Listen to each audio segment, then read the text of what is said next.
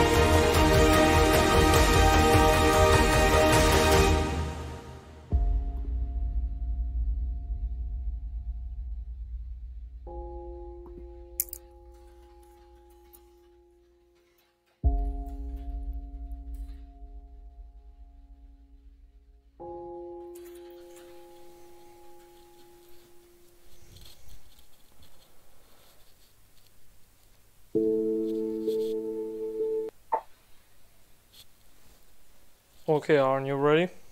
Oh yeah.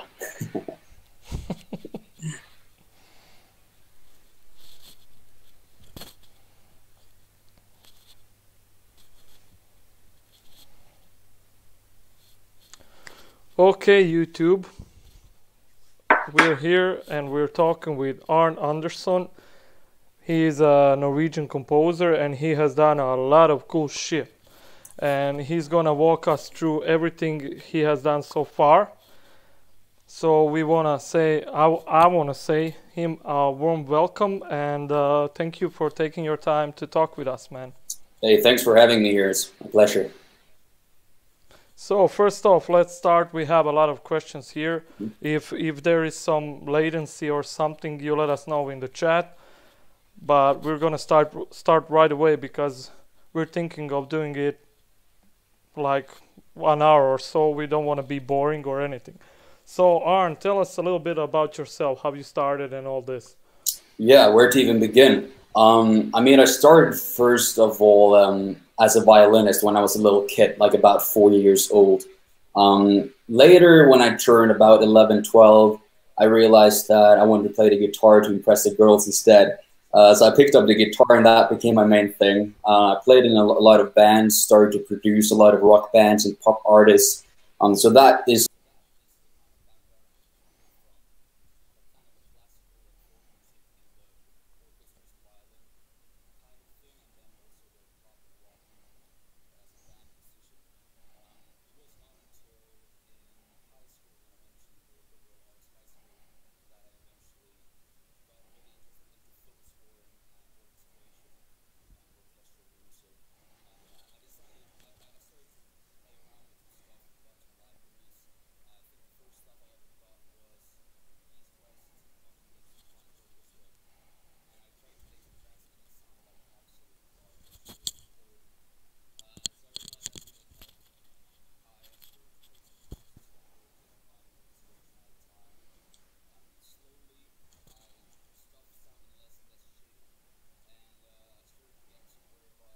Hey Arn, there's some problem with your microphone. People can't hear you. Let me check it. With your microphone, people can't hear you. Yeah, I dropped for a second. Can you wait? Let me check it. Let me check it.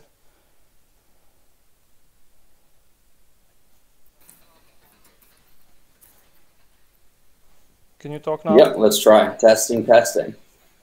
Are you able to hear me on your end? Is it just a stream or Can you talk now? Yeah, let's try. Testing, Yep, it's back. Hell yeah. All right, let's go. Okay, sorry, we had some technical problems.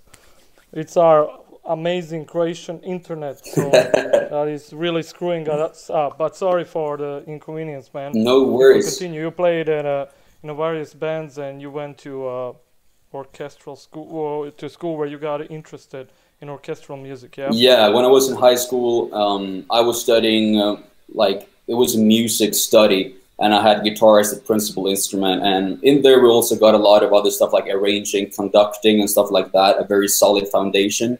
But I really wanted to get more into orchestration, and there was really no ways to learn that in Norway at the time.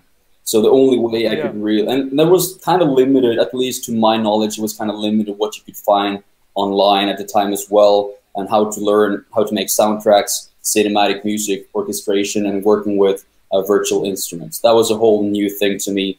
I've been recording a lot of stuff. I've been playing instruments for years, but I had no clue where to even begin to create the kind of music that I heard in the films and stuff that I loved so much. So what I ended up doing was I started to study at Berkeley online.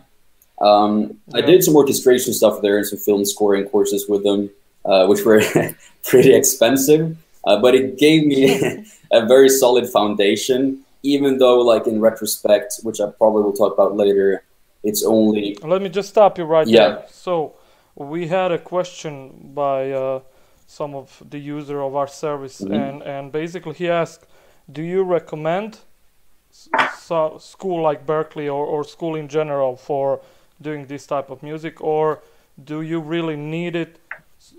Do you really need the school so you can do this type of music, you know, to compose music, to be a composer? Right. It's a very good question, and you need to learn for sure. Do you need school, like as in the traditional way of going to a college?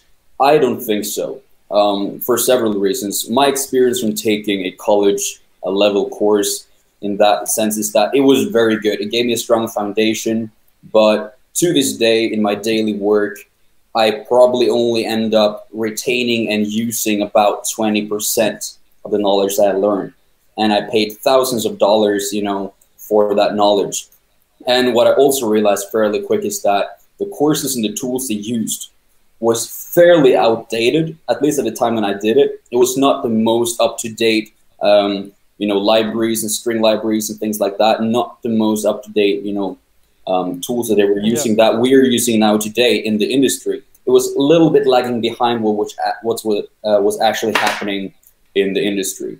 And that is actually one of the reasons why I later founded Evident as well, to help getting other people who are in the industry, try to boil down all the stuff that's not as necessary, try to keep the things that are the most effective, the most important to learn, and try to, you know, transfer it over to people in a efficient way.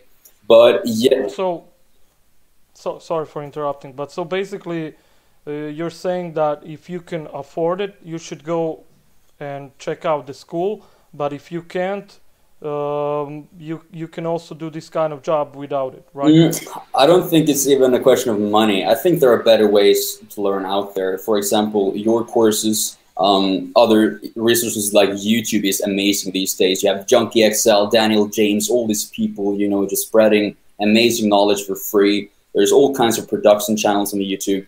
Our good friend Alex McCullough is really killing it these days, creating amazing content. It's getting more and more available, more and more easy to get really high-end, up-to-date, and like really, you know, relevant information for free online, but not only for free, but for a considerably lower cost than it would be to pay, you know, thousands of dollars to get the same information.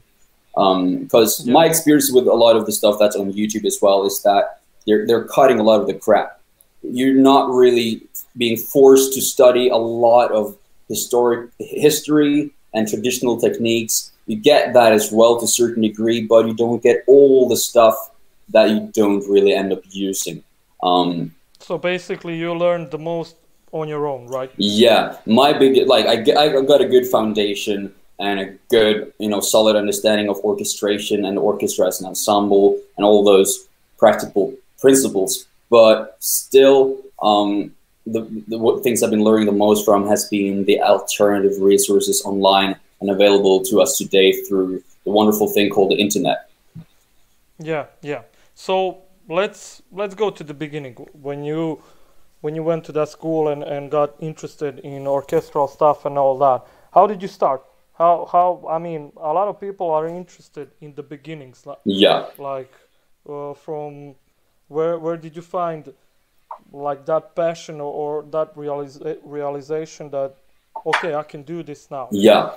you know? Well, it took. Because a lot of people don't have money for all these sample libraries and all that stuff. So can you tell us more about your beginnings, about your realization, like, hey, I want to do this.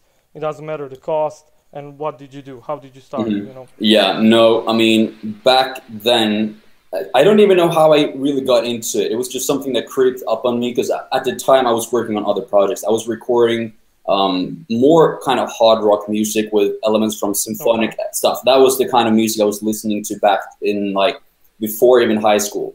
When I was like 13, 14, the stuff I was listening to was rock influenced by symphonic, very epic elements. And that's the kind of stuff that got me interested in the orchestra in general, because it had such a massive sound.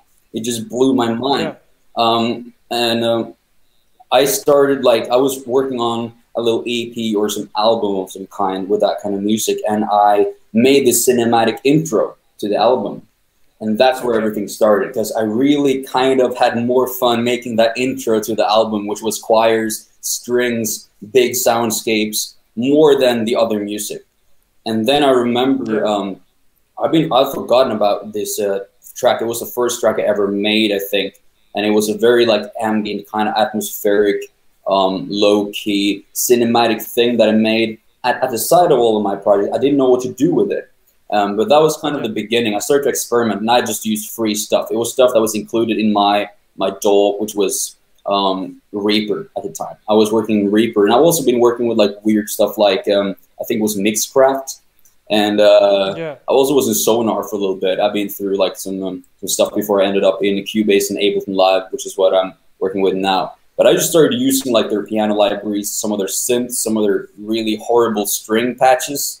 And I just tried to make some really kind of cinematic, atmospheric tracks, and that's so that is a good intro for like getting used to compositions and orchestra and all that stuff. You know? Yeah, I don't think even though it is not that expensive, it's basically free, but it's good for learning. Yeah, I don't think the equipment matters that much. I mean, just at a certain degree, when you get to a certain level, it will certainly help you get a more realistic result, but only if you know how to use it, pretty much. So in the beginning, I used just free stuff. I didn't have any money to spend on that kind of stuff. I already been spending all my money on guitars at the time. But I was having fun. Yeah, it was way more fun to me. Yeah. But can you tell us? Okay, you started with those free stuff and all that, but when it is that you decided, like, okay, I want to do this for a living and all that, you know, I want to do this for my entire life, because your tracks are amazing, man. I mean, I told you that a million times. Thanks, appreciate it. And I want to, I think a lot of watchers want to hear that transition where you, okay, I'm doing this as a hobby, to, okay, I think I can make some money with this, and starting to learn production and all that stuff. Yeah, that's a kind of funny thing, and this might sound pretentious as shit, but even when, because I found this old interview from the newspaper from when we were like 12 years old in a rock band. We were about to hit a national stage here in Norway in the finals of some kind of talent show, and it was an interview with the newspaper, and they asked us like, what do you guys want to do when you grow up? And even then, it was all of us was like, yeah, no, we're going to do music. It was just no question. We just knew, we just wanted to do music. That was all we knew. And all the way through, you know, junior high and high school, it was never any other option, kind of. I never had any other plan. I didn't know exactly what I wanted to do, but music was just a part of me since I was just a little boy. Since the day I was born, pretty much. I was born into a fairly musical family. No musicians, but it was always a lot of music, always a lot of playing, and it was always fun. And I always just knew that, yeah, music is just what I'm gonna do. And that kind of the exact direction I wanted to take in music, that's changed a lot. I mean, when I was playing violin, I had a totally different idea than when I started to play guitar in bands and, you know, play concerts and produce people then. And that changed even further when I started to create orchestral music for films and stuff like that. But I always knew that, yeah, music was something I wanted to do. But I never knew that I would ever end up doing what I'm doing now. That sort of just happened. I remember it was after high school. I've been doing the courses with Berkeley together with high school with like the little money I'd saved up. And I was working. I was up since 5 in the morning before school. I was studying and working on some really horrible short films just to get experience. I was churning out like for credit. Yeah, I was getting experience like just doing it because, you know, you can't just get a car, tell someone to, yeah, that's the gas pedal, that's the brake, here's your steering wheel. Red light means stop, green means go, and you're good to go. Yeah, you have to ride. You have to go through the process. You have to get the experience of actually driving the car. So that's what I was trying to do. I also just churned out a lot of the tracks. Like most of the tracks that you find on YouTube today, those were made in that period when I was like 16, 17 years old in high school. Okay, let's focus now. Let's focus now on that theme. You had, I don't want to say a lot of luck, but you've had a lot of luck of starting to earn quite a lot of money on YouTube, you know? Yeah. And a lot of people don't really know about it, that you can make money with your music over YouTube. Yes, you can. Can you explain how did that happen? Yeah, no, that's the most weird and funny thing. I remember in the beginning when I was making my first tracks. I think I had 5 of them. It was the first stuff I bought after getting my first bundle from East West. And I made some tracks, and I remember I uploaded them to YouTube. I remember the next day I just deleted all of them because I just felt it was totally horrible. I just felt that, no, this just, who gives a shit? No one's going to listen to this. This sounds like crap. I just deleted every single track. I just started from scratch. And I think from then it took a whole year until I just manned up to actually upload my stuff again, because I just felt it sounded like crap. So yeah, I started just uploading it, then deleting everything, and then I uploaded my first track, which is called Wings of Freedom, which you can find on YouTube today. Should be my first upload. I guess that was back in 2011 or 2012 or something like that. Yeah, because your tracks have like 300, 500,000 views, you know. Yeah. How did that happen? I mean, I know they're quality tracks and all that, but how did you end up like, okay, I'm gonna monetize those tracks and all that? Can you take us through the process for somebody that doesn't know how to do that? Absolutely. No, I mean, I uploaded my first track, and I remember like he got maybe 20 views or something. And I was psyched. I was like, 20 people are listening to my track right now. That's pretty insane. And then I uploaded another track throughout a month. And suddenly I remember reaching the 100 view milestone. I was, Jesus, people are, like 100 people are listening to this stuff. What is happening? Yeah. And that was big to me at the time. And I just kept going. I realized, like, you know what? I was just trying to just upload the music there to see what was happening. And I remember what the next kind of milestone was. I was reaching out to a lot of different composers on YouTube, you know, listening to their tracks, you know, engaging with them, getting to know them. And there was this one guy called Peter Crowley. Shout out to him. Amazing guy. Yeah. We got to know each other in the beginning. And I remember he shared one of my tracks. I think it was Atlantis. It was one of my earliest ones on his Facebook page. And I remember it got like 200 views in the first hour. And that was just mind-blowing to me, which is not that much now. But, I mean, to me then it was insane.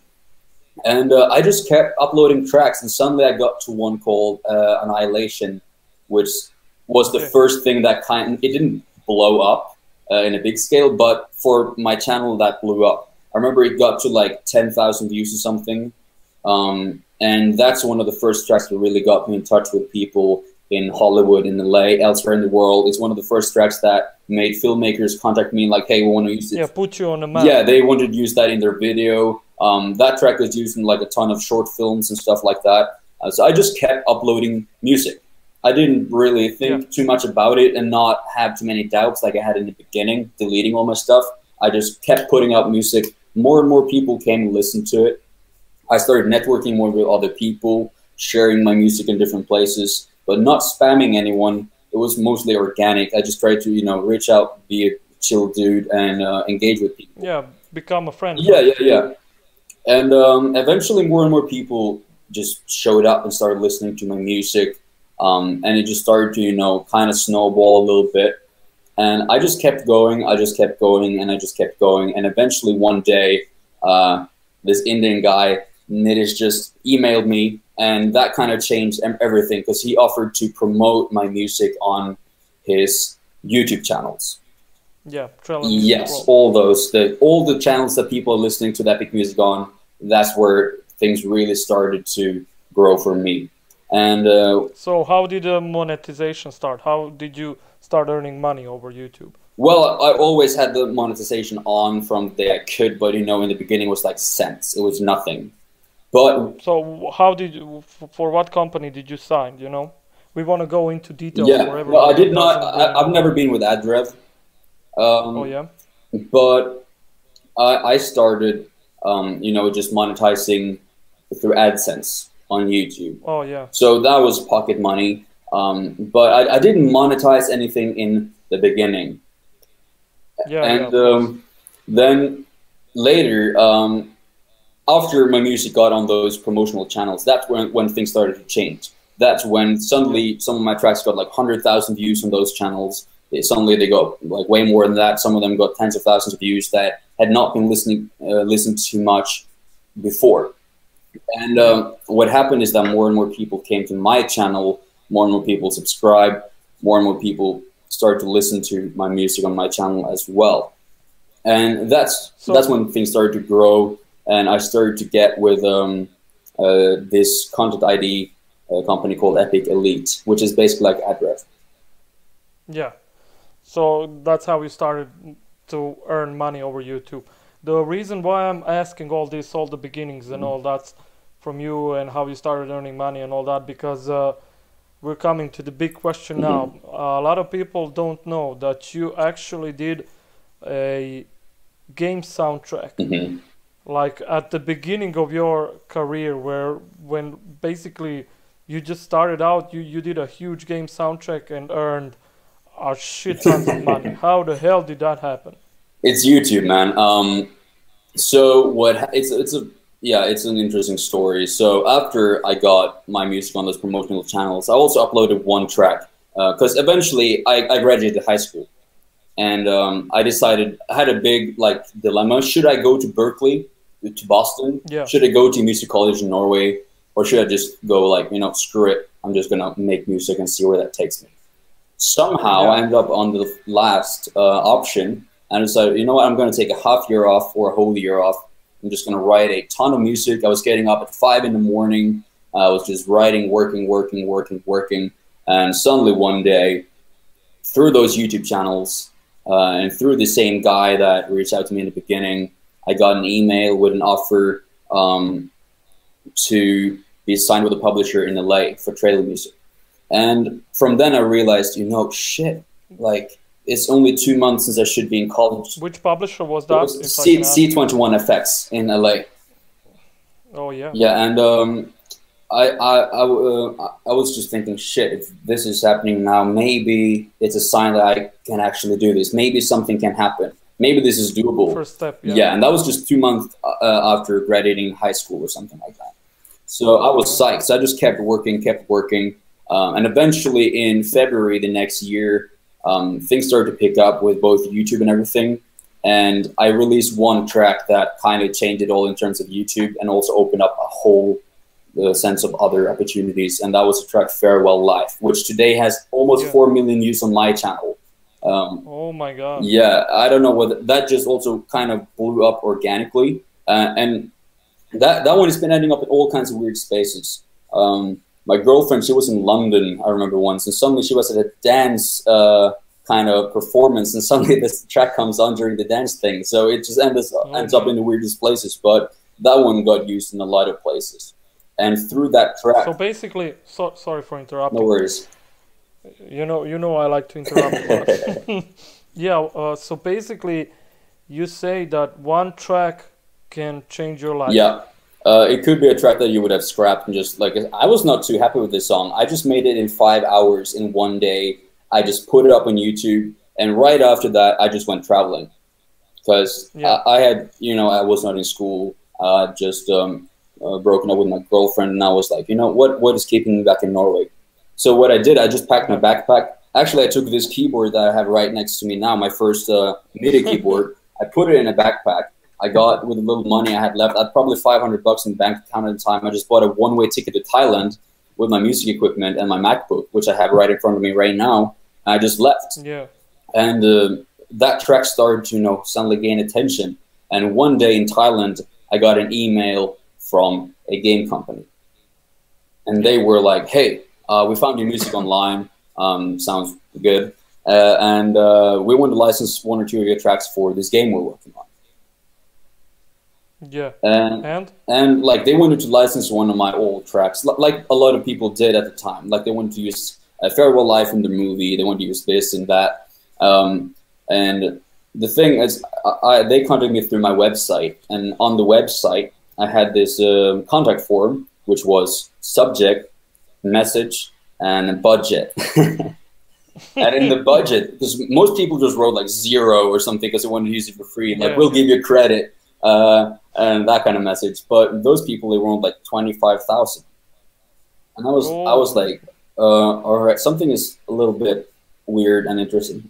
Maybe they added 1 extra 0. Yeah, I wasn't sure what was going on, but I got in touch with him back and just asked him about his idea, his plan, what they were going to do, and they were a company that had been working with a lot of big companies in the US. But they were not a game company, but they had been teaming up with a game company to create a game project.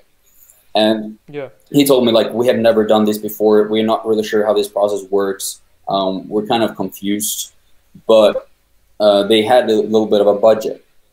And their original plan was to license, smaller, older tracks from about 8 to 10 composers and make it their game score. Right. For like $500,000 each, something like that. That's what they reached out to me for. And here comes the big lesson that I learned that day. And what I did is that I realized that if they're going to do that, first of all, they have to reach out to 8 to 10 different people. They're going to get 8 to 10 different tracks that are already out there and don't have that much value in terms of exclusivity. And they have to do 8 to 10 different contracts and paperwork. They have to get 8 to 10 different licenses and make sure they're all lining up to what they want to do with the game. And they're not going to get any common themes or any recurring structure in the game score. It's going to have different productions, different instrumentations, and so on. So what I did, I was in Thailand. We were celebrating that we graduated to get the license for scuba diving, I remember. And that night kind of got out of hand. But I remember writing them an email saying, you know what? I think this road you're going down might not be the best. It might give you a bit of trouble and a lot of work that you don't need. So why don't you just give me the budget and I'll make the game score for you, simply. You'll have full creative control, get all the themes that you want. You can go through everything, make sure everything is coherent, that it really does the game justice, and you get an actual game score or an album for the game and not just a lot of old random tracks. And the guy said, yeah. And that was it. That's basically, there's no big story behind it. No, that was it. And the big lesson there is that, I mean, when you're negotiating or in any situation, if you're working with a director or with a company or a game, always provide value. Think of how you can be helpful, how you can make their job easier. How can you make it easier for the director to actually be a director? How can you make it easier for the game company to get the music done for their game? Because they have a lot of stuff to handle. They have a lot of things that can go wrong to think of. So the more you can help them just make sure everything is as smooth as possible, bringing value to them, the better. Yeah. Okay, can I let's move on to the other questions. The reason why I'm looking always down is because I'm getting all the questions from the watchers All and the right, bring it composers on. that want me to ask you. One of the questions is, sorry, what setup do you use? And before you answer that, a lot of people think that you really need to have like a really expensive studio to work on this. Like you said, right now you went to Thailand, you just brought your MIDI One keyboard MIDI and keyboard. your MacBook Pro, and I This think thing? 80%, yeah, 80% of the soundtrack was done basically over there, Oh right? yeah, it was on all my MacBook. It was done on this 4 terabytes external hard drive, a little keyboard. These very headphones, just cheap AKG headphones. Because this is stuff I'm visiting my family back in Norway right now.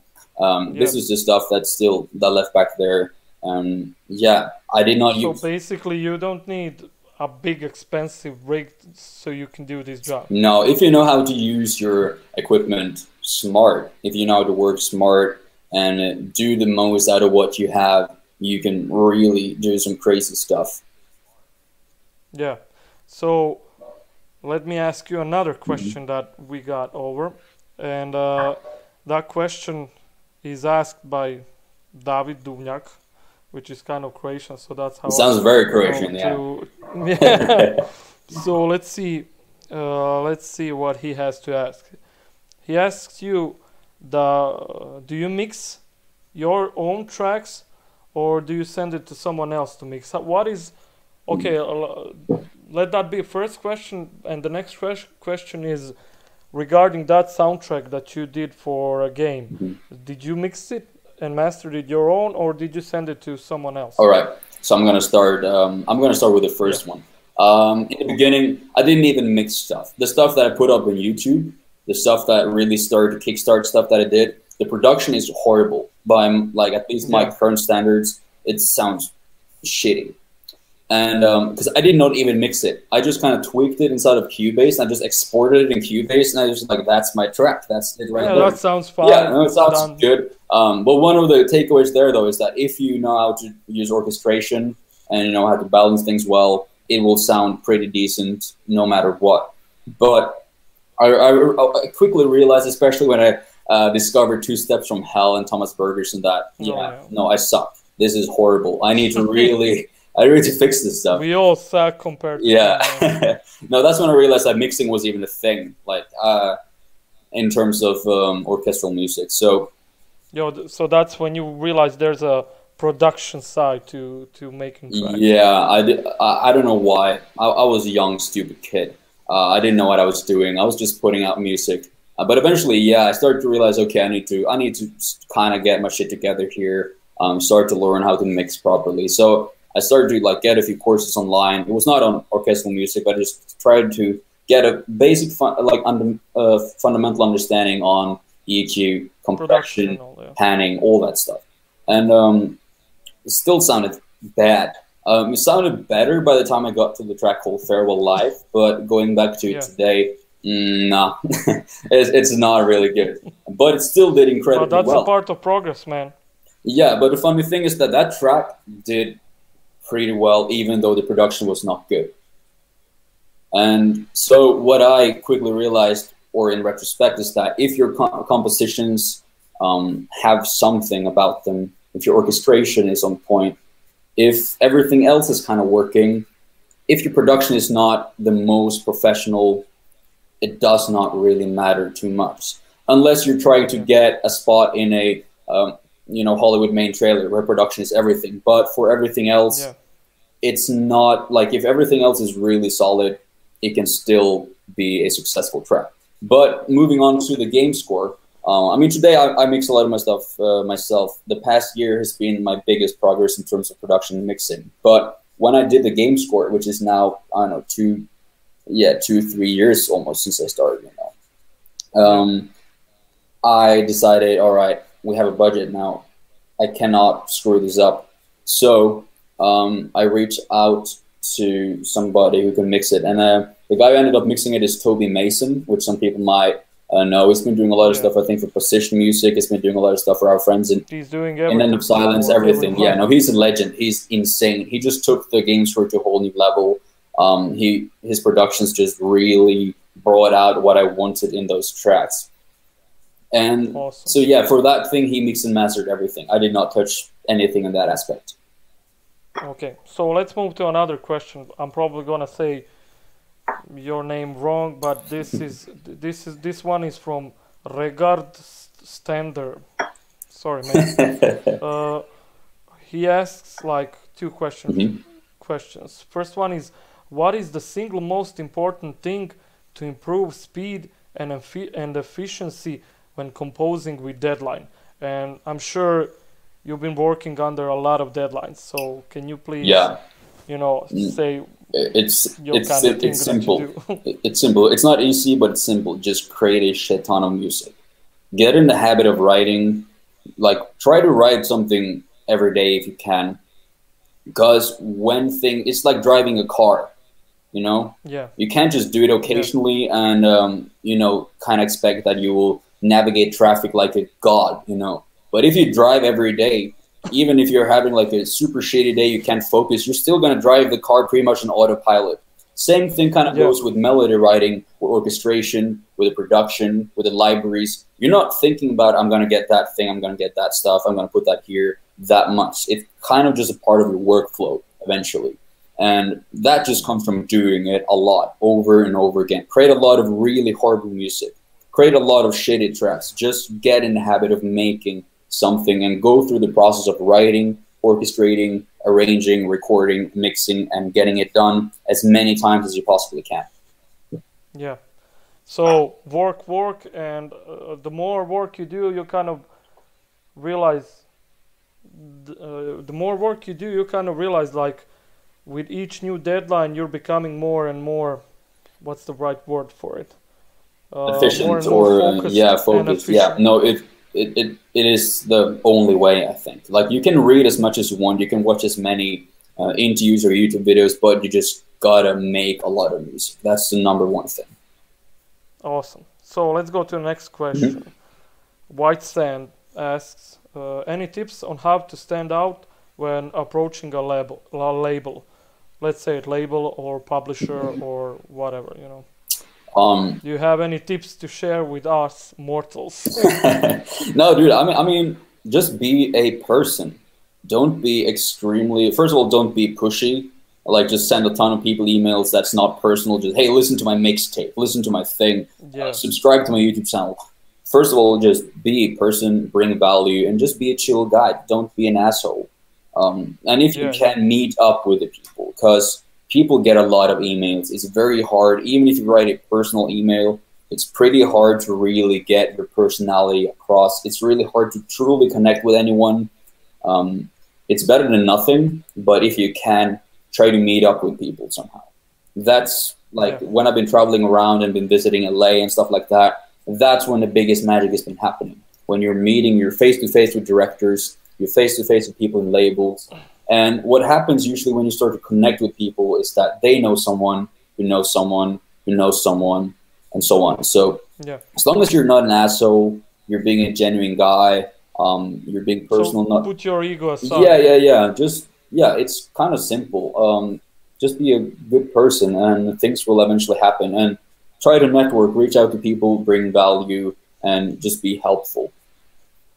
Okay, so let's move on to another part of your life. Another thing that people might not know about you is that you got a chance to score a soundtrack for a movie for some big guy. Can you tell us more about this? Yeah, that was also happening when I was traveling for a couple of years, just nonstop with my little suitcase or backpack with a little bit of music equipment.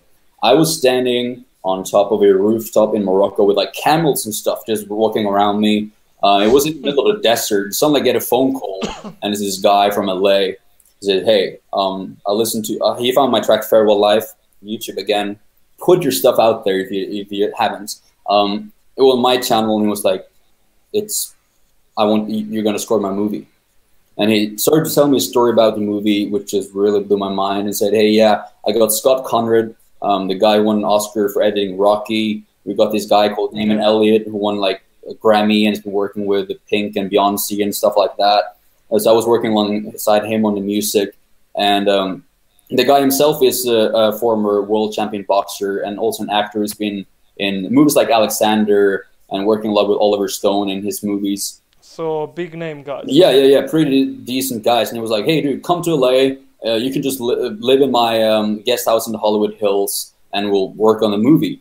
And I was like, all right. And that was just happening from YouTube. That was just YouTube, you know. And I was in Morocco just with camels all around me. And that happened that way. So basically, hard work can really pay off, you know? It does. I mean, like, there's no way of substituting hard work, I think. I think, like, you got to focus on three things that I kind of repeat to people sometimes when they ask me those questions is that, first of all, you got to practice. Make a ton of music. Yeah. Be so good that people cannot really ignore you anymore if you're in front of them or you have the music submitted to them or they find you on YouTube. And the second one is network. Get to know people.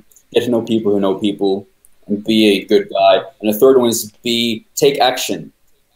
Like every single day, take some kind of action that will get you closer to wherever you want to get.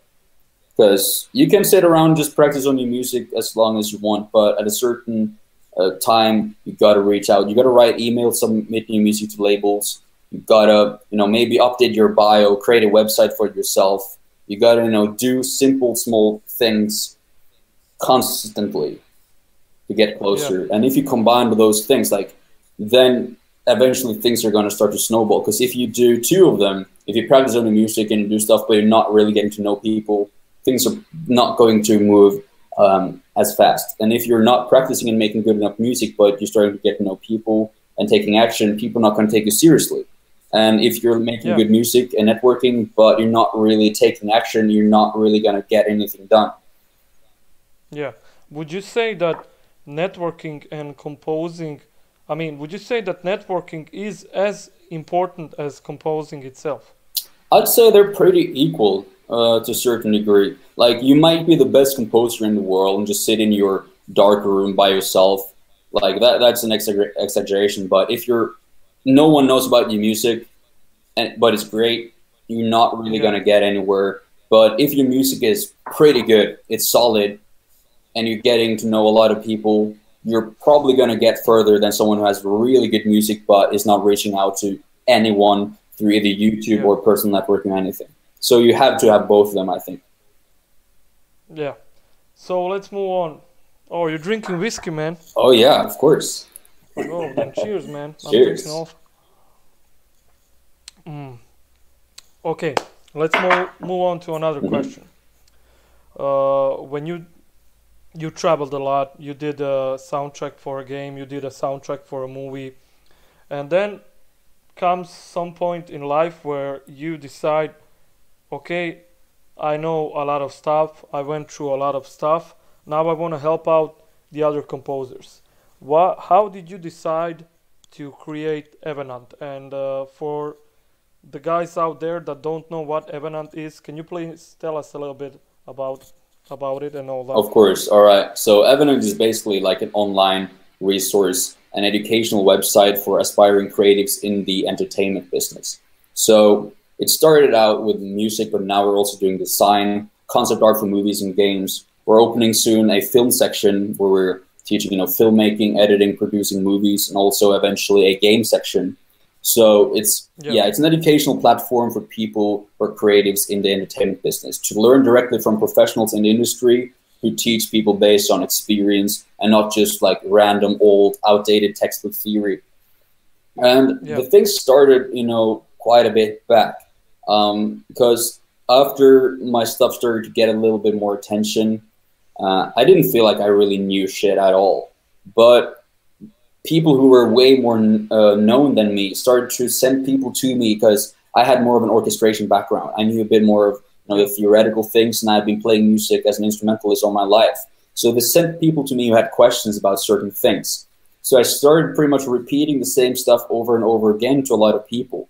So suddenly, eventually in my head, I got the idea, why don't I just create some kind of blog where I just summarize these things? So I just can refer people to those things. So I don't have to repeat the stuff over and over again, because I wanted to share my knowledge, the little thing I had. I mean, I'm no Oscar-winning composer or Hans Zimmer or anything, but this is the only job I've ever had in my entire life. I've never had, this is the one thing I probably know more than anything else. So the little thing I know about it, I would like to share that with the other people at the time. So I just started a little website called Composing Secrets at the time. Just uploaded, articles about certain things when it came to orchestration and using virtual instruments. Of course, not about how to make money from your music, because that was nothing I was even, into at the time. I just wanted to share the little thing that I actually knew, and I didn't want to dwell into anything that I did not know about. And that kind of started to, get a bit of traction as well when I was traveling and working on my scores. Got more and more people and students, and eventually launched a little short 70-page ebook that just took people through the concept of writing melodies, developing them into compositions, orchestrating them using virtual instruments, and mixing them and exporting them as an audio file, just bringing them through the process as a beginner. And that went on for a little while and started growing, and then eventually I realized, there might be something here that more people would like. So I wanted to bring in other people who knew way more than me, who were way smarter than me, way better than me, to help teach people things that they knew about, be it orchestration, mixing, trailer music, and so on. So that was a seed to start Evidence. And it was in Berlin, I think the year when I was, most people might maybe not know that, but I was living with Goran in his place for some months a couple of years back. It was a great time. And that year I went to Berlin, and I met a lot of the people who are in the trailer industry, the owners of End of Silence, Philip Lober, amazing guys, Alex Mukala, all those people I met in that Berlin trip, and also Walid Fagali, who is now the co-founder of Evidence, and also an amazing composer and a graphic designer. And we decided to kind of bridge everything, both design and music and film and stuff like that, and try to get people who are in the industry to kind of break down the essentials for people and teach them what they need to do to kind of get into the industry and start making a living from what they want to do. Okay. So, I mean, huge congratulations to you for the event and for helping people and Thanks, all that. And I want to ask you something else, also not related to Evident, but related to music. There was the question from, I guess, again, I'm going to probably say his name wrong, but from Stanislav Mitrenga. And the question goes like this: I would like to know how much time you spend on writing music a day, a week, or a week, and what are the key factors to improving the writing skills? So you said, sorry for interrupting again, you said that you did a lot of work for when you started out. You got up at 5 a.m. and worked pretty much the entire day, which is something I did and everyone else that kind of got successfully as a composer. But right now, when you have so much stuff on your plate, how do you find music do you do music now? Do you do it like you used to do before, or are you now focused on more different stuff now? It's going in waves. Now I'm doing a lot of music. I'm writing different types of music every day. I'm also delving into other types of music than before, but that's a different story. Okay. But yeah, I'm doing music every day, but there was a period where I basically did not make music at all, because I've been making so much music. There was one day in school I just pretty much collapsed, because I've been working so hard with so many different things at the same time, and I just collapsed in the classroom. The teacher was like, "You gotta go home." And after that point, when I started traveling as well, I just took some time off from working hard on music. I was just, playing around and having fun with it, and just traveling, scuba diving, climbing, exploring, Was it a writer's block? Yes. It was. I just And couldn't how did you deal with that? just do something else, get inspired, find back the will to live, if I can say that. Like, just do something else that makes you happy and that you really feel good about. Be that going to a place and just surf for like 6 months, be it just go and do something completely else, do like volunteer somewhere, just do something different that you really enjoy. I mean, if you push Yeah, yourself past a certain barrier, first of all, you're not going to have a good time. You're going to break yourself down, and you're going to really, yeah, wreck your health. Yeah, no, I just did something completely different. I just went traveling, did a lot of different stuff. Was practicing Muay Thai, scuba diving, getting to know a lot of different people, jamming with different people. You know, I was not doing the same stuff as I've been doing before, and that when I came back, it was incredibly refreshing. And this has been going in waves when I've been having yeah, periods of extremely hard work. And what's been helping me is to have a couple of projects to work on, not only music, but that's me personally. Like, for example, Evidence. It's been yeah. a project where I can focus a lot of my energy in certain time periods, which will really regenerate my creativity when it comes to music. So I can come back fully focused, be it the next day, the next month, or the next week. Just Yeah. not really pushing yourself too hard. So have something else besides music. Yeah, but now, and most of the time, because I'm not mainly a composer or a producer, I'm a Yeah, musician. Like, that's my foundation. So each and every yeah. day, no matter what, I play the piano, I play the guitar, practice the violin, that kind of stuff. Improvise So you're different working things. on your craft all day, Yeah, or you'd it's say. not even work. It's just like I love sitting by the piano and just jamming out, you know, for like a half an hour, just playing around with different themes and not really thinking much about it, you know. So Yeah, I do music every day, but I'm not necessarily actively working on a certain project every day if I don't feel like. yeah. Okay, now I want to ask you something that third thing that a lot of people may not know about it, about you. Now I'm feeling like a cop, man. I'm always searching around, you know. No, I'm getting in But the trouble. third thing is you've done, let's say, a music. I'm not gonna say a track Mhm. with some Grammy winner for some kind of a big guy out there. Can you tell us more about it? Yeah, that's also a fun little story. You know, I'm all talking Morse in code. kind of ciphering, you know. Yeah, yeah. No, I can Okay. break that down quickly. It was there's these amazing guys, Joshua Crispin and Jaroslav Beck, amazing producers and even better guys, friends of mine. And suddenly one day they reach out to me, and Jaroslav wrote us and said, "Hey guys, I've been getting this offer to write a theme for this orchestra called Metropole Orkest in the Netherlands." And for people who know Snarky Puppy and bands like that, though that ensemble is insane. I've been big fans of Yeah. them for years. Been listening to them every single week, every single day at periods, and I've been a massive fan. So I jumped at the chance. I was psyched.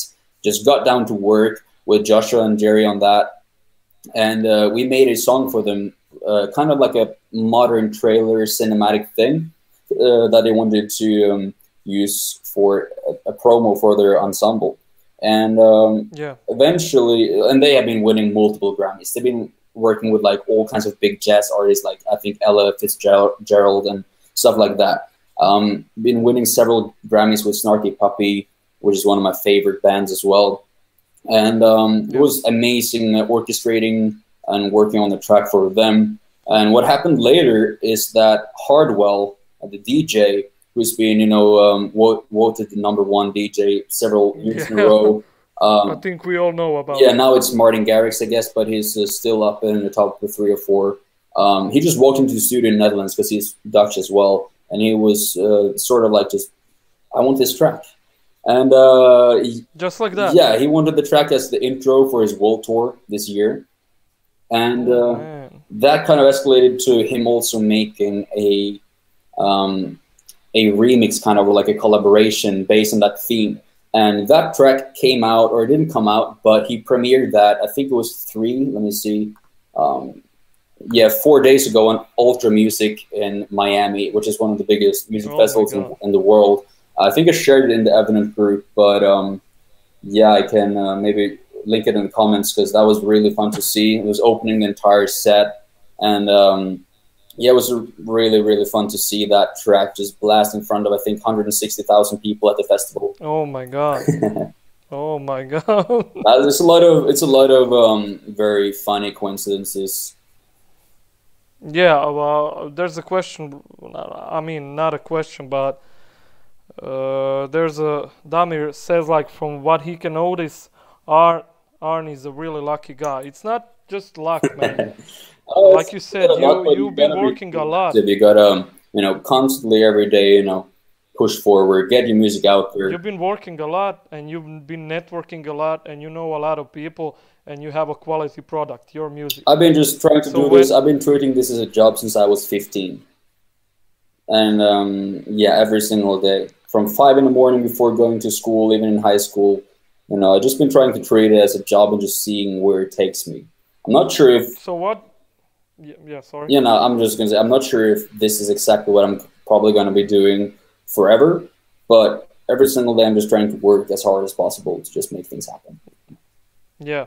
So what would you say to any new composers out there that want to start composing music? Not trailer, not everything. I mean, they just want to start compose music, and they want to be either known or get their music out there, or maybe start earning money with their music. What I mean, 5 years ago, 6 years ago, 7 years ago, when you started out, it was a totally different time than now.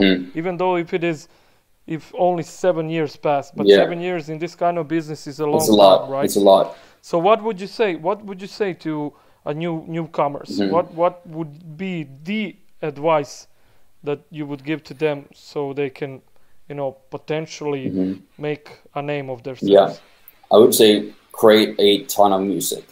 Work, work, and work. Like I've been repeating through this call. Second one is network. Like when it says I've been lucky, yeah, I have, but it's because I've been so incredibly fortunate, and I'm incredibly grateful to be surrounded by such great, amazing people that I've been able to know throughout the years. People who I could not have been getting here without them at all. No matter the hard work or what I've been putting in, it's all thanks to the amazing people I've met along the road. But you got to put in a lot of work. Try to find a thing, like don't try to become someone you're not. Try to focus on your strengths. Like if you're an instrumentalist, focus on implementing those skills into your music to make something unique. If you come from an EDM background, focus on those elements to implement them. Don't try to shy away from them and try to conform into something that you're not. Focus on your strengths, work a lot, create a ton of music, and get to a product that is good, but don't be afraid of getting it out there. Because usually you're your harshest critic. Like, as I did in the beginning, I deleted all my tracks, but I might as well deleted the tracks that really changed my entire career and my life as well. Because I was not that happy with them, but other people were. So create a ton of music, get to know more people, be a nice, chill person, don't be an asshole.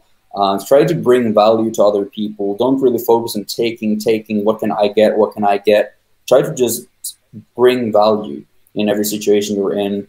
And yeah, just take action every single day. Try to do something that will get you just a tiny bit closer to where you want to be. Awesome, man. That's an awesome advice. Okay, now I know we took a lot of your time, and I really want to thank you for that, because it's a pleasure to be here, man. Thanks. Your story is like really amazing, and I don't think a lot of people heard story like that. For such a young man to succeed so much and under so many different circumstances, you know. But I want to ask you some really short questions. We do this all the time with all the composers we're gonna interview. So the first question is, what is the sampler library you can't live without? Like, you use it almost in any track you can. Oh man, like until this point it's been like I've never found the sample library for me. It's always been a combination, but until this time the one I've always been using has been Hollywood Strings. And because that's also it's the first one I got, and it's not because maybe it's the best sounding thing in the world, but it's the one I knew the best. It's the one that I got when I was like 16, and I just learned the shit out of that thing. and that's been I've been using it every single day until this day. But now, very recently, the library that's been replacing a lot of Should my I play a needs, drum roll? yeah, is Auto Imperius Jaeger. Big shout out to Jan and Oh, all the really? guys there. They've been doing a fantastic job. I love Jaeger myself. It's been Yeah, they are replacing all the amazing. legatos I've been wanting from Hollywood strings, the staccatos, everything is just really, like in a lot of libraries, my problem has been that the spiccatos and staccatos been too harsh and sharp, or they're not cutting through the mix. They're kind of like weak and weird. But in Jaeger, the legatos are soaring and velvety. The staccatos are just cutting through the mix. They're full and rich. Yeah, the brass is insane. The vocals, yeah, no, that library is something that I have because I don't have a lot of space on my MacBook, but Jaeger is Yeah. the only library that I have on the internal drive on my MacBook just at any time. Oh man. So it's really that I good. love it. Yeah. Okay, let's shoot another quick question. What is the plugin you can't live without? You use all the time. And by that, I'm not just saying like delay. Maybe you have a sample developer or somebody like that, that VST plugin developer, or that you really use all the time. Yeah, no, And dude, maybe a lot of people didn't hear about it's them. Valhalla Room. Like I'll use that for a lot, and You use Valhalla dude, Room as a every reverb day, everything, every track, Valhalla Room it is, no question. because a lot of people that start out, and when they like get Valhalla Room, and when they see that GUI, Yeah, yeah, they don't know what to do, because it's like yeah. really all the knobs and Yeah, all that stuff. no. But it's Yeah, really if you like just one of learn the the best fundamentals of it, reverbs you're out there. gonna create some crazy, crazy stuff. Valhalla Room and also OTT. What? OTT by Xfer. Oh yeah, can you tell us more about it? Yeah, I mean, it's basically just an over-the-top compressor, and it's really gonna help you even out the sound, make things really punch through the mix. It's gonna bring some clarity to a lot of instruments. You gotta be careful not to overdo it, but using a little bit, like 20% on the wet-dry thing, on most things is really gonna just make it easier to deal with, make it punch through the mix, and make it give it a lot more clarity and punch. So it's basically a compressor. Yeah, but I think it's like a compressor and also an expander, like an upwards compressor and downwards expander, or the other way around. Oh, so it's some extra stuff. Yeah, no, it's just brilliant, and it's free. It's free. You can just download it, and it's genius. It's been helping me a lot. Okay, we're gonna make sure to Get leave it? some link Yeah. in description, and it's not endorsed by Arn, so No. he just loves using it, so you should use it. Yeah, no, I've been turned also. on to it by my friend Jerry, who's also a course instructor at Evident now. He just showed it to me, and I was just, shit, I need to get into that. That's brilliant. Okay, so do you have any last,